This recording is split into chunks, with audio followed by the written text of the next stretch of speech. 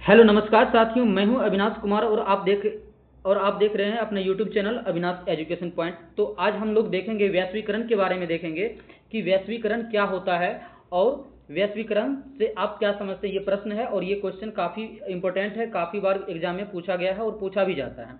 तो देखिए, वैश्वीकरण नाम से ही पता चलता है कि वैश्वीकरण का अर्थ है विभिन्न देशों के बीच संबंध स्थापित करना। वैश्वीकरण का सीधा मतलब आप लोग ऐसा समझिए कि विश्व के साथ संबंध स्थापित करना, मतलब एक देश की अर्थव्यवस्था को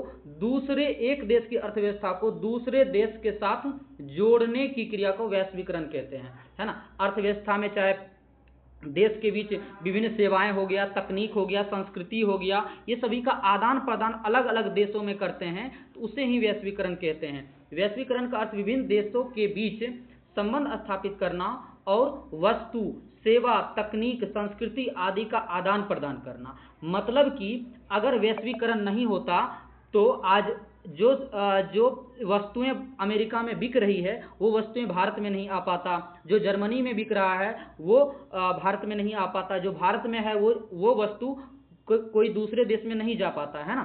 तो वैश्वीकरण अगर ना होता तो बहुत सारा दिक्कत का सामना करना पड़ता पूरा विश्व का। इसीलिए हमें वैश्वीकरण की आवश्यकता पड़ती है ना। हमारा देश को यानी संपूर्ण विश्व को वैश्वीकरण की आवश्यकता पड़ती है।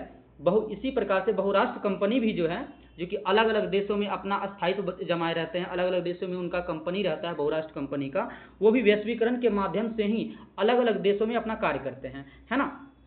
और क्या लिखा हुआ है, सेवा, तकनीक, टेक्निक। मान के चलिए कि जहाज बनाने की कंपनी है, ये जहाज बनाने की कंपनी एक ऐसा जहाज बनाया जो कि पूरा दुनिया में कहीं भी ऐसा जहाज नहीं बना हुआ है। तो वो अपना तरीका, वो अपना टेक्निक अगर अमेरिका कोई दूसरा देश को साझा नहीं करे तो वो भी नहीं बना सकता है ना। लेकिन साझा करता है। तो वैश्वीकरण जो है तकनीक के माध्यम से भी हो सकता है, सांस्कृतिक माध्यम से भी हो सकता है। सांस्कृतिक माध्यम से कैसे होता है ये पहले समझिए। सांस्कृतिक माध्यम से ऐसा होता है कि अमेरिका का संस्कृति आजकल देख रहे हैं कि बड़े बड़े शहरों में जो है अमेरिका का, रूस का संस्कृति जो है हम भारतीयों अपना रहे हैं, है ना। तो अपना भारतीय संस्कृति को भूलते जा रहे हैं, छोड़ते जा रहे हैं। ये संस्कृति का आदान प्रदान होता है और हमारा भारतीय संस्कृति को जो है अमेरिका, रूस, जर्मनी, जापान, ये सब अब हमारा भारतीय संस्कृति को वो अपना रहा है ना। तो वो अपना रहा है तो संस्कृति का आदान प्रदान हुआ ना जी, संस्कृति का आदान प्रदान हुआ, तकनीक का आदान प्रदान हुआ और सेवाएं का आदान प्रदान होता है। इस प्रकार अर्थव्यवस्था का आदान प्रदान होता है। इस प्रकार से वैश्वीकरण की भूमिका अहम हो जाता है ना। तो अब आगे क्या है, वैश्वीकरण का कारण आज पूरा विश्व एक दूसरे के नजदीक आ गया है। अगर वैश्वीकरण नहीं हो पाता तो हमारा देश क्या, पूरा विश्व एक दूसरे से बात भी नहीं कर पाता, सुख दुख में एक दूसरे से सहायता भी नहीं कर पाता।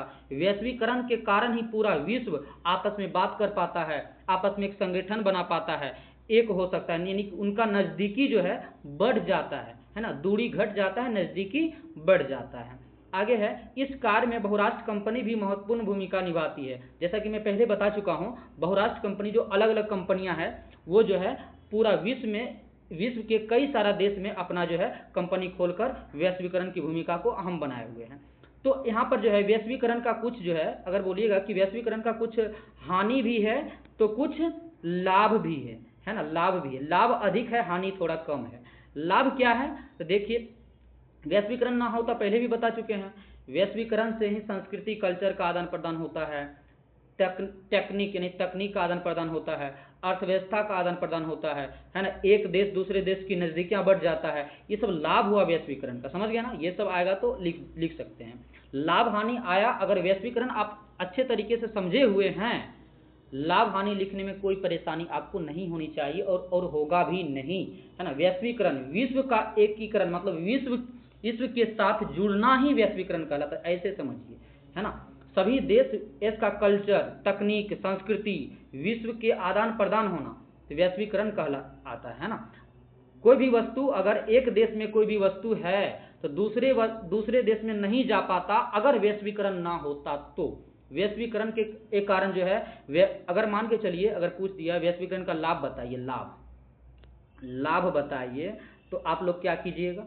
वैश्वीकरण का लाभ होता है कि लोग जो है बेरोजगारी की बेरोजगारी का दर में कमी हो जाता है, क्योंकि लोग जो है अलग अलग देश में व्यापार करने चले जाते हैं, है ना, तकनीक का आदान प्रदान होता है, ये सब होता है। अगर हानि पूछ दिया, हानि में आप ये लिख सकते हैं कि हानि में कि अगर कोई देश में जो अच्छा होनहार व्यक्ति पैदा हो गया, अच्छा टेक्निकल वाले व्यक्ति, होनहार व्यक्ति, जो और क्या करता है, अपना देश में अगर अच्छी वस्तुएं ना मिले, अच्छी संस्थाएं ना मिले, तो वो अलग दूसरे देश में चले जाते हैं और वहीं साइंटिस्ट बन जाते हैं, वैज्ञानिक बन जाते हैं, इंजीनियर बन जाते हैं वो, और इसके कारण जो है वैश्वीकरण के कारण वो देश का विकास होने लगता है। तो ये सब जो है कुछ हानियाँ हैं और ज़्यादा हानियाँ नहीं हैं। और कल्चर का आदान प्रदान होता है, जिसकी ये भी एक प्रकार से हानि बोल सकते हैं। सभी देश का कल्चर एक जैसा नहीं होता है, और कहीं पर कल्चर थोड़ा कुछ अलग तरीका से का होता है, कहीं पर अलग तरीका का होता है ना।